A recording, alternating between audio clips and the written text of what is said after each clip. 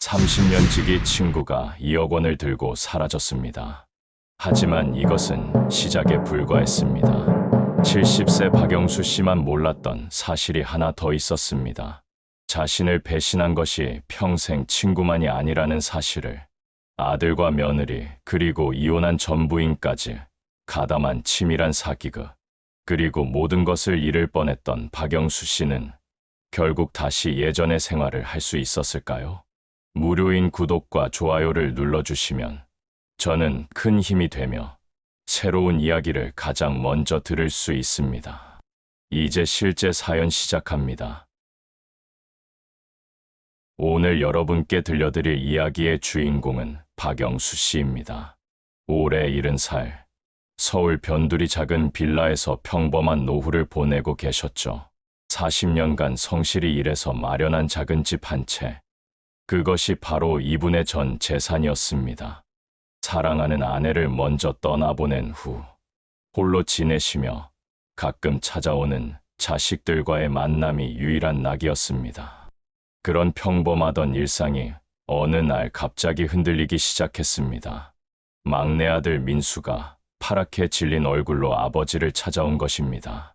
창업을 한다며 집을 나선 아들이 무려 3억 원의 빚을 지고 돌아온 상황이었죠. 사업 파트너가 모든 자금을 빼돌리고 잠적해버렸고, 더 심각한 것은 아들 명의로 된 사업자금 대출까지 연체되면서 법정 소송에까지 휘말린 상태였습니다. 박영수 씨는 그날 밤잠을 이룰 수 없었습니다. 평생 모은 전 재산인 집 한 채. 이것마저 잃으면 정말 길거리에 나앉을 판이었으니까요. 하지만 아들의 절망적인 눈빛을 보며 마음을 굳게 먹으셨습니다. 집을 담보로 잡아서라도 아들의 빚을 해결해 주겠다고 말입니다. 70세의 나이에 이런 큰 부담을 져야 한다는 현실은 정말 막막하기만 했지만 부모의 마음이란 그런 것이 아니겠습니까? 박영수 씨는 평생지기 김철수를 찾아가셨습니다. 같은 나이 69인 김철수.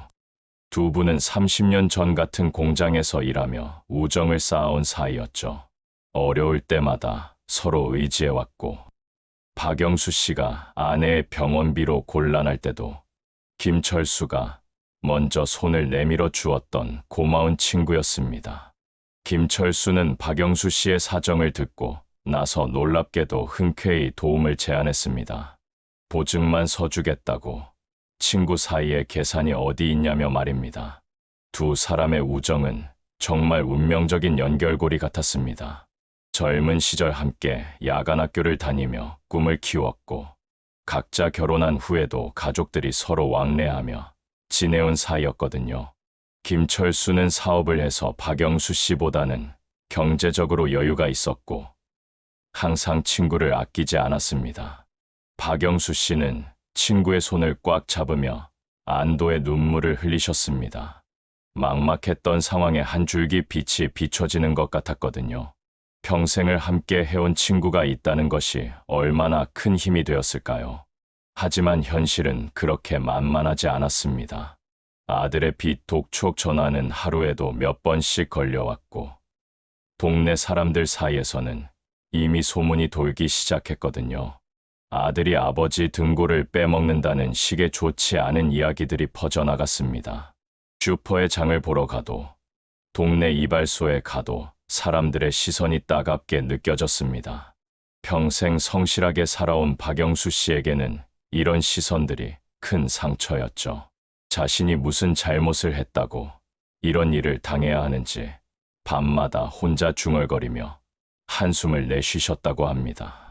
그런 어느 날이었습니다. 김철수가 흥미로운 제안을 해왔습니다. 자신이 아는 투자처가 하나 있는데 이걸로 단숨에 해결할 수 있을 것 같다고 말이죠. 요즘 부동산 관련 투자가 확실하다며 3개월만 맡기면 원금은 물론이고 수익까지 보장해주겠다고 했습니다. 박영수 씨는 망설이셨습니다. 투자라는 것 자체가 낯설었고 위험이 따르는 일이라는 것을 알고 계셨거든요. 하지만 친구의 확신에 찬 모습과 당장 아들의 빚 문제를 해결해야 한다는 급박함 사이에서 갈등하셨습니다. 결국 박영수 씨는 집을 담보로 대출받은 2억 원을 김철수에게 맡기기로 결정하셨습니다. 불안한 마음 한편으로는 문제가 해결될 수 있다는 기대감도 있었습니다. 평생 친구를 믿는 마음은 그것이 얼마나 순수했던지 모릅니다. 투자금을 맡긴 지 석 달이 지났습니다. 김철수는 처음 몇 주 동안은 잘 되고 있다며 박영수 씨를 안심시켰습니다. 하지만 점점 연락이 뜸해지기 시작했죠. 박영수 씨가 전화를 해도 바쁘다며 짧게 끊어버리는 일이 잦아졌습니다. 불안감이 커진 박영수 씨는 직접 김철수의 집을 찾아가셨습니다. 하지만 집은 비어 있었습니다. 이웃 주민들은 며칠 전에 짐을 빼고 어디론가 갔다고 말했습니다. 박영수 씨의 머릿속이 하얗게 변했습니다. 설마 하는 불안한 예감이 현실이 되어가고 있었던 것입니다. 다음 날, 김철수가 다니던 사업장을 찾아가 봤지만 그곳 역시 문이 굳게 닫혀 있었습니다. 관리사무소에서 확인한 결과 한 달 전에 이미 사업을 정리하고 떠났다는 것이었습니다. 박영수 씨는 그제야 충격적인 현실을 받아들여야 했습니다. 30년 넘게 함께 해온 친구, 서로의 가족까지 알고 지내던 그 친구가 모든 돈을 들고 잠적한 것이었습니다.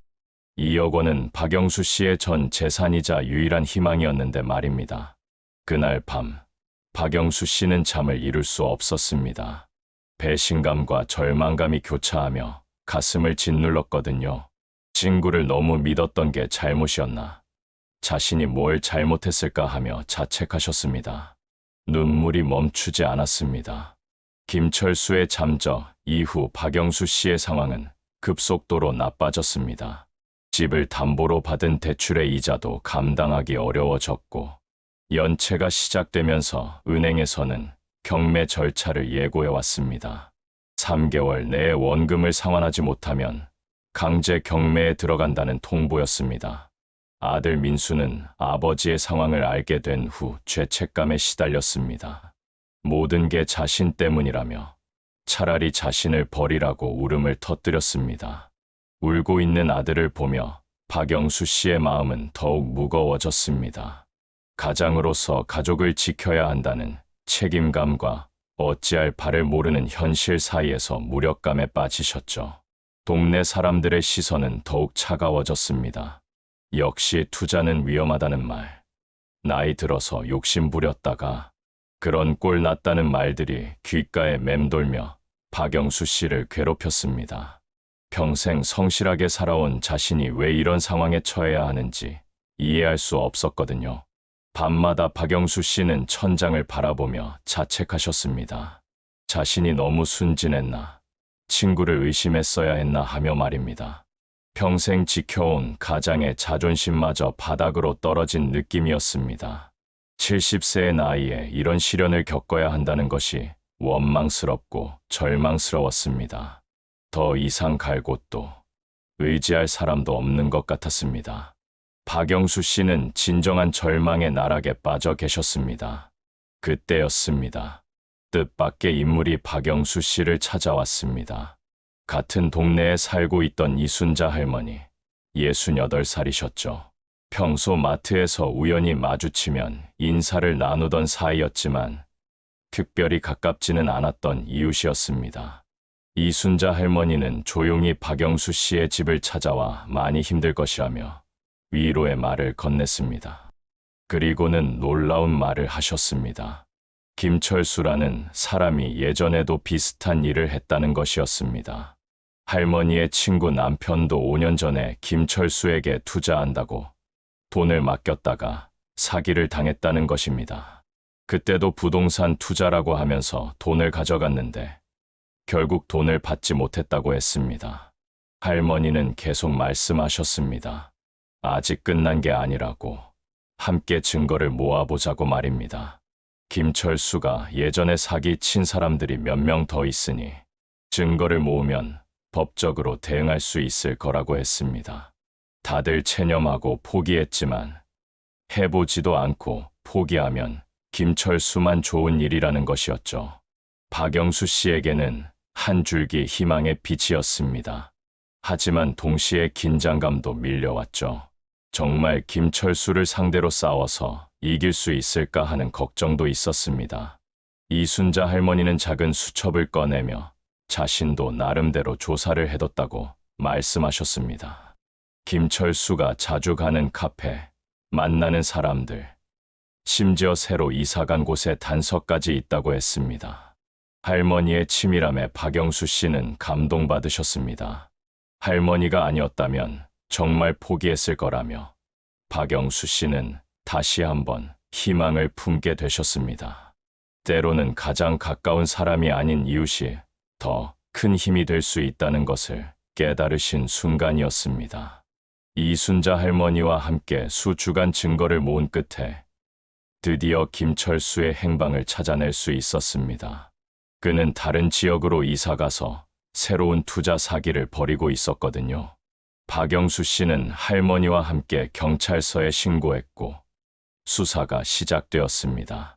법정에서 진실이 하나씩 드러나기 시작했습니다. 김철수는 여러 명의 노인들을 상대로 동일한 수법의 투자 사기를 벌여왔다는 것이 밝혀졌습니다. 하지만 더 충격적인 사실이 기다리고 있었습니다. 검사가 발표한 내용에 따르면 피고인 김철수는 공범 이현주와 함께 계획적으로 범행을 저질렀다는 것이었습니다. 법정이 술렁였습니다. 이현주. 그 이름을 들은 박영수 씨는 깜짝 놀라셨습니다. 그것은 바로 아들 민수의 전 부인 이름이었거든요. 박영수 씨의 머릿속은 복잡해졌고 동시에 배신감도 들었습니다. 나와 이혼한 전 부인은 김철수와 같이 살고 있었고 사전에 이들은 서로 공모하여 치밀하게 저의 돈을 노렸던 것입니다.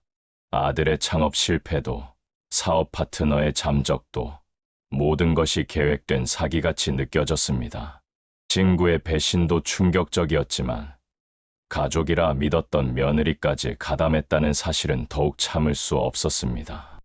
박영수 씨는 분노가 치밀어 올랐지만 동시에 안도감도 느끼셨습니다.